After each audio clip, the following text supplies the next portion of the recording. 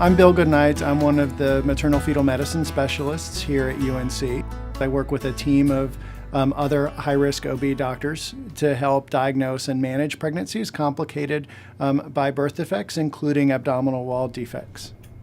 In most cases, abdominal wall defects are diagnosed by ultrasound. Most women have an ultrasound around 18 to 19 weeks into their pregnancy, and that's where most of these are found. In cases of gastroschisis specifically, at the time of the ultrasound, we'll see evidence of an abnormality or a defect in the wall of the baby's abdomen, right beside the belly button. In those cases, we'll see oftentimes loops of intestine or loops of bowel that are out in the amniotic sac. In omphalocele, they differ a little bit from gastroschisis in that the defect is covered by a membrane and occurs right at the level of where the umbilicus or belly button is on the baby. In these cases, the abdominal contents, such as the bowel or the liver, are encased in a membrane, and that's visible right at the level of the umbilical cord insertion into the baby. One of the first things we do is we look very closely at the baby for the presence of any other birth defects. If the abdominal wall defects are isolated, meaning there's no other abnormalities with the babies, then their prognosis is much better.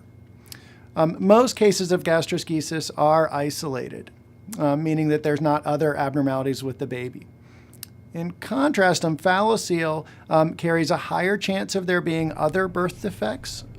One of the potential complications that babies can have with gastroschisis or omphalocele is that it can be associated with slower growth of those babies, or something called intrauterine growth restriction.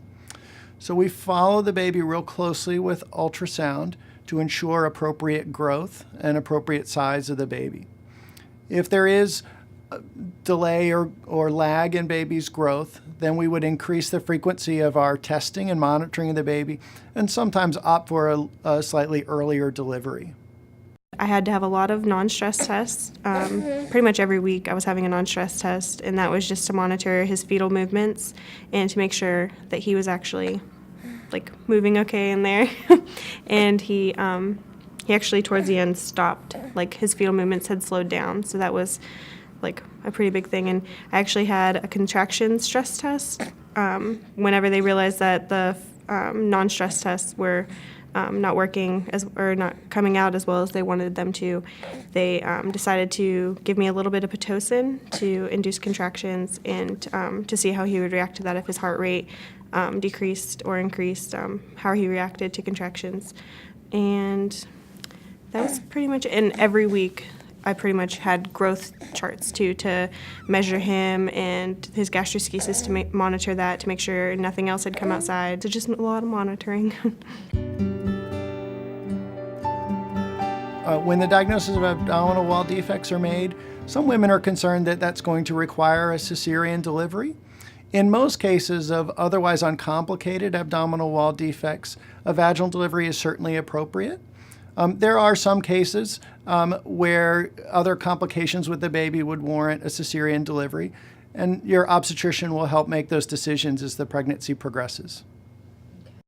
Women who plan to deliver at North Carolina Women's Hospital will have their care coordinated by a group at UNC called the Center for Maternal and Infant Health.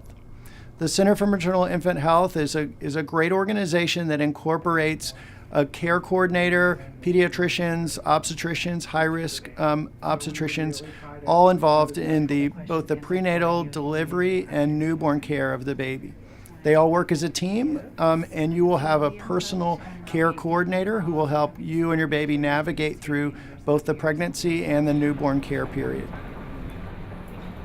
My social worker, she was actually really great, because it seemed like every time I had a question or something that I was uncomfortable with, I could call her, and she would help me out. She made sure that I had toured the hospital and the NICU to see where my baby was going to stay and meet some doctors beforehand. And it was a really stressful time, and she helped to make it a lot less stressful.